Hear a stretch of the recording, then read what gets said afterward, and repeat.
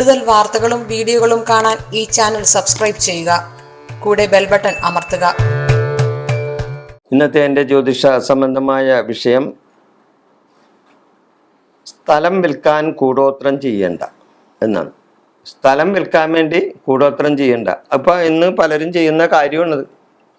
പലർക്കും സ്ഥലം വിൽക്കണം, സ്ഥലം വിറ്റ് പോകണം. ചിലവർക്ക് മക്കളുടെ വിവാഹം നടത്താനോ അല്ലെങ്കിൽ വിദ്യാഭ്യാസ കാര്യത്തിന് വേണ്ടിയോ അല്ലെങ്കിൽ കടം പെരുകിയിട്ടോ ഒക്കെ സ്ഥലം വിൽക്കേണ്ടി വരും ഇല്ലേ. അവർക്ക് അവരുടെ കടം തീർത്ത് അവർക്ക് സ്വസ്ഥനാകണം. അപ്പോൾ അതിന് വേണ്ടി എന്താ ചെയ്യേണ്ടത്? ഇതുപോലെ ചില ആൾക്കാർ കുറേ കൂടോത്രവും മന്ത്രവാദവും ചെയ്ത് ചില ആൾക്കാരുണ്ട്. അവരുടെ അടുത്ത് പോയി കുറേ കാര്യങ്ങൾ ചെയ്യും. കുറേ ആയിരക്കണക്കിന് രൂപയാണ് അവർ മേടിക്കണത്. സ്ഥലം വിറ്റ് കൊടുക്കാം, ഞങ്ങൾ ഇന്ന മന്ത്രം ഇങ്ങനെ ഹോമം നടത്തണം, അല്ലെങ്കിൽ ഇന്ന പൂജ നടത്തണം, അത് ചെയ്യണം, ഇത് ചെയ്യണമെന്നൊക്കെ പറഞ്ഞ് പറ്റിച്ച് നല്ല പൈസ അവർ പിടുങ്ങും. നിങ്ങളുടെ ഭൂമി വിറ്റ് പോകലും ഉണ്ടാകില്ല. അവിടെ എന്തെങ്കിലും കൂടോത്രവും മന്ത്രവാദവും ഒക്കെ ചെയ്ത് ഏതൊക്കെ ഏലസും തകിടും അതും ഇതും ഒക്കെ കുഴിച്ചിട്ടാലും ശരിയാണ്, അത് ചിലപ്പോൾ പോയിന്ന് വരില്ല. അതേപോലെ തന്നെ സ്ഥലം വിൽപ്പനക്ക് എന്നും പറഞ്ഞ് ചിലപ്പോൾ ബോർഡും തൂക്കിയിട്ടിട്ടുണ്ടാവും ചിലർ ഇല്ലേ. നമ്മൾ കാണില്ലേ റോട്ടിൽ കൂടിയൊക്കെ പോകുമ്പോൾ ചില റോഡ് സൈഡിലുള്ള വീടുകളിലൊക്കെ സ്ഥലങ്ങളിലൊക്കെ സ്ഥലം വിൽപ്പനക്ക് എന്നും പറഞ്ഞ് ബോർഡും തൂക്കിയിട്ടുണ്ടാവും. ഈ ബോർഡ് അവിടെ കിടന്ന് നശിച്ചു പോയാലും സ്ഥലം പോയിട്ടുണ്ടാവില്ല, വിറ്റ് പോയിട്ടുണ്ടാവില്ല. അതിനെന്താ കാരണം? കാരണമുണ്ട് ഇല്ലേ. അതിന് കാരണമുണ്ട്. ആ കാരണം ഈ രോഗം കണ്ടെത്തിയാലല്ലേ മരുന്ന് നിശ്ചയിക്കാൻ പറ്റുള്ളൂ. അല്ലാതെ ഈ ഒരു ഇതും കാണാതെ എന്തെങ്കിലുമൊക്കെ ചെയ്താൽ ഫലം കിട്ടൂല. അപ്പം രോഗം അറിഞ്ഞ് ചികിത്സിക്കണം. അപ്പം രോഗം എന്താണെന്ന് അറിയണം. ഭൂമി വിൽക്കാൻ ശ്രമിച്ചിട്ട് നടക്കാത്ത എന്തുകൊണ്ടാണ്? കുറേ ആയിരക്കണക്കിന് രൂപ തട്ടിപ്പൊക്കെ നടത്തി കയ്യിൽ നിന്ന് പോയി, തട്ടിപ്പിലൊക്കെ പോയി. ഇനിയും ഭൂമി അങ്ങനെ തന്നെ കിടക്കുകയാണ്. അപ്പോൾ അതുകൊണ്ട് അങ്ങനെയുള്ള ആൾക്കാരൊക്കെയാണ് കൂടുതലും എൻ്റെ അടുത്ത് വരുന്നത് കേട്ടോ. അവർ പറയും ഇങ്ങനെ കുറേ കാശൊക്കെ കളഞ്ഞതാണ്. നമ്മൾ പറഞ്ഞു കൊടുത്തിട്ട് വളരെയധികം ആൾക്കാർക്ക് ഭൂമി വിറ്റ് പോയിട്ടുണ്ട്. പല സ്ഥലങ്ങളിൽ നിന്ന് ഞാൻ പറഞ്ഞ വഴിപാടുകൾ പറഞ്ഞു കൊടുത്തിട്ട് അത് പറഞ്ഞ് ചെയ്തിട്ടുള്ള ആൾക്കാർ ഭൂമി വിറ്റ് പോയിട്ട് എന്നോട് പറഞ്ഞിട്ട് ഇവിടെ വന്ന് എനിക്ക് എൻ്റെ ആ ഭൂമി വിറ്റ് പോയിട്ട് എനിക്ക് ദക്ഷിണ തന്നവരുണ്ട്. കൊല്ലത്തുനിന്ന്, തിരുവനന്തപുരത്തുനിന്ന്, എറണാകുളത്തുനിന്ന്, അങ്ങനെ പല സ്ഥലത്തു നിന്നൊക്കെ ഇവിടെ ആൾക്കാർ വന്നിട്ടുണ്ട്. ഇതിന് വേണ്ടി ദക്ഷിണ തരാൻ വേണ്ടിയും വന്നിട്ടുണ്ട് വിറ്റ് പോയിട്ട്. അപ്പോൾ അതുകൊണ്ട് ഞാൻ കാര്യത്തിലൊരു വീമ്പ് പറച്ചിൽ നടത്തുന്നതല്ല, ഉണ്ടായ അനുഭവമാണ് പറയുന്നത്. കാരണം ജ്യോതിഷം സത്യസന്ധമാണ്. ഈ ജ്യോതിഷ കാര്യങ്ങൾ കൈകാര്യം ചെയ്യുന്നവൻ സത്യസന്ധനായിരിക്കണം. അവിടെ വക്രിയ കാണിക്കരുത്. അവിടെ ഒരു ഒരു ഒരു ഒരു തരികിട സ്വഭാവം കാണിക്കരുത്. അപ്പോൾ അതുകൊണ്ട് തരികിട വർത്താനമല്ല പറയണത്, ശരിയായ വർത്താനമാണ് പറയണത്. എന്തുകൊണ്ട് ഭൂമി വിറ്റ് പോകുന്നില്ല? അപ്പോൾ ഭൂമി വിറ്റ് പോകാൻ എന്താ ചെയ്യേണ്ടത്? ഈ ഭൂമിയുടെ ഉടമസ്ഥന് ഭൂമി അനുകൂലമാണോ പ്രതികൂലമാണോ എന്ന് ആദ്യം അറിയണം.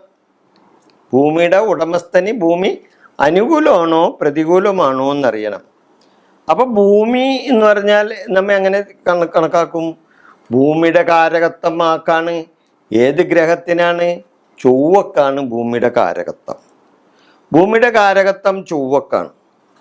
അപ്പോൾ ഉടമസ്ഥൻ്റെ ജാതകത്തിൽ അവന് ഇപ്പം ഏത് സമയമാണെന്ന് അത് നോക്കണം.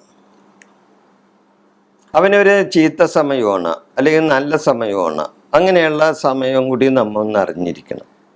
അതോടൊപ്പം ഒരു ഭൂമി സംബന്ധമായ ഒരു ഒരു പ്രശ്നം വെക്കണം.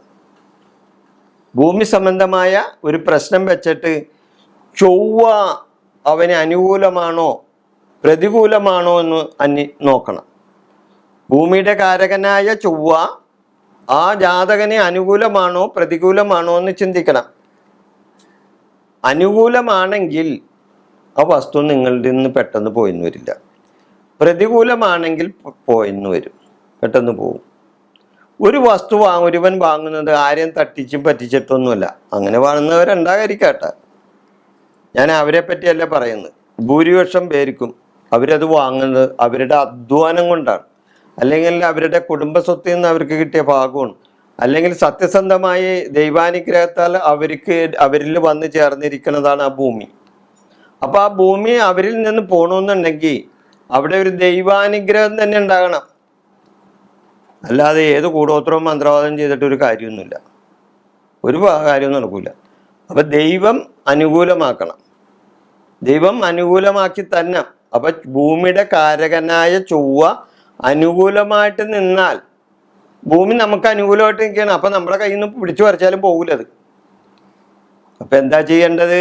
ഭൂമിയുടെ കാരകനായ ചൊവ്വയെ നമ്മ പ്രതികൂലമാക്കി മാറ്റണം, പ്രതികൂലമാക്കി മാറ്റണം. അപ്പം അതിന് കൂടോത്രവും മന്ത്രവാദവും ചെയ്തിട്ട് ഒരു കാര്യമില്ല, ദൈവാനുഗ്രഹം തന്നെ ഉണ്ടാകണം. അപ്പൊ ഭൂമിയുടെ കാരകനായ ദേവന് വഴിപാട് നടത്തണം. ഭൂമിയുടെ കാരകനായ ദേവൻ ആരാണ്? ഭൂമിയുടെ കാരകത്തുള്ള ദേവനുണ്ട്, ചൊവ്വയുടെ ദേവനുണ്ട്. ദൈവാനുഗ്രഹം ഉണ്ടാകുന്നതോടൊപ്പം ഭൂമിയുടെ കാരകനാരാണ്? മുരുകനാണ്, ഇല്ലേ? ഭൂമിയുടെ കാരകനാണ് ആരാണ്? മുരുകൻ. മുരുകന് യഥാവിധി വഴിപാട് നടത്തണം. വരാഹമൂർത്തിക്ക് വഴിപാട് നടത്താം, മണ്ണ് പൂജിച്ചിടാം, ബ്രഹ്മരക്ഷത്തിന് കർത്തവാവിന് പാൽപ്പായസം കൊടുക്കാം, ഭദ്രകാളിക്ക് കാളി സൂക്ത പുഷ്പാഞ്ജലി ശത്രുദോഷത്തോട് മാറ്റുന്നതിന് വേണ്ടി ചെയ്യാം. ഇത്രയും കാര്യങ്ങൾ ചെയ്യാം. പക്ഷെ ഇത്രയും കാര്യങ്ങൾ ചെയ്യണമെന്നുണ്ടെങ്കിലോ അതിന് ഭൂമി സംബന്ധമായ ഒരു പ്രശ്നം വെച്ച് നോക്കിയാൽ ഇങ്ങനെയുള്ള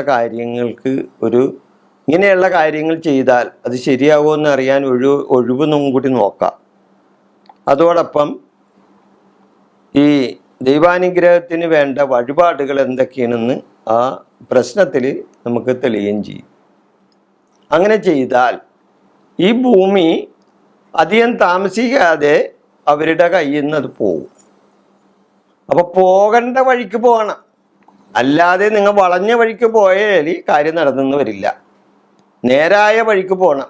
അതായത് ദൈവത്തിങ്കൽ മനസ്സർപ്പിച്ച് ദൈവത്തിങ്കൽ വഴിപാടുകൾ നടത്തി അതിനുള്ള കാര്യങ്ങൾ ചെയ്താൽ നിങ്ങൾക്ക് ആയിരക്കണക്കിന് രൂപയൊന്നും ചിലവ് വരില്ലെന്നേ. ചെറിയ ചെറിയ വഴിപാടുകൾ മാത്രം ചെയ്താൽ മതി. അതൊന്ന് ചെയ്തു നോക്ക്, നിങ്ങളുടെ ഭൂമി നിങ്ങൾക്ക് വിറ്റു പോകും. ഒരു നല്ല ജ്യോത്സ്യന് നിങ്ങളെ സഹായിക്കാൻ പറ്റും.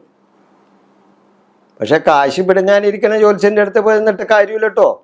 അപ്പോൾ അവൻ പറയും ഞാൻ കുറച്ച് പൂജ നടത്താം, അങ്ങനെ ചെയ്യാം ഇങ്ങനെ ചെയ്യാമെന്നും പറഞ്ഞ് ആ ജ്യോത്സ്യനും ചിലപ്പോൾ നിങ്ങളെ വഴി തെറ്റിച്ചെന്ന് വരും.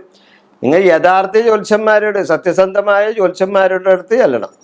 അപ്പോൾ അവൻ കൃത്യമായിട്ട് കാര്യങ്ങൾ പറയും. മുരുകൻ എന്ത് വഴിപാട് നടത്തണം, വരാഹമൂർത്തിക്ക് എന്ത് വഴിപാട് നടത്തണം, അല്ലെങ്കിൽ മണ്ണെങ്ങനെ പൂജിക്കണം, അതുപോലെ രക്ഷസിന് ഈ സ്ഥലത്തിൻ്റെ രക്ഷസാണ്, ബ്രഹ്മരക്ഷസാണ്. അപ്പോൾ ബ്രഹ്മരക്ഷസിന് എന്ത് ചെയ്യണം, ഇങ്ങനെയൊക്കെ ഉള്ള ചില കാര്യങ്ങളെല്ലാം ഒരു നല്ല ജ്യോത്സ്യൻ നിങ്ങൾക്ക് പറഞ്ഞു തരും. ഇല്ലേ നിങ്ങൾക്ക് അങ്ങനെ പറ്റില്ലെങ്കിൽ നിങ്ങൾ എന്നെ വിളിക്കൂ, എൻ്റെ ഫോൺ നമ്പർ ഉണ്ടല്ലോ, വിളിക്കൂ. എനിക്കറിയാവുന്ന വിധത്തിൽ ഞാൻ നിങ്ങൾക്കത് വിശദമാക്കി തരാം. തീർച്ചയായിട്ടും നിങ്ങൾക്ക് ആയിരക്കണക്കിന് രൂപയും 10,000 രൂപയൊന്നും ചിലവാതെ നിങ്ങളുടെ ഭൂമി വിറ്റ് പോകാനുള്ള കാര്യങ്ങൾ വന്നു ചേരും.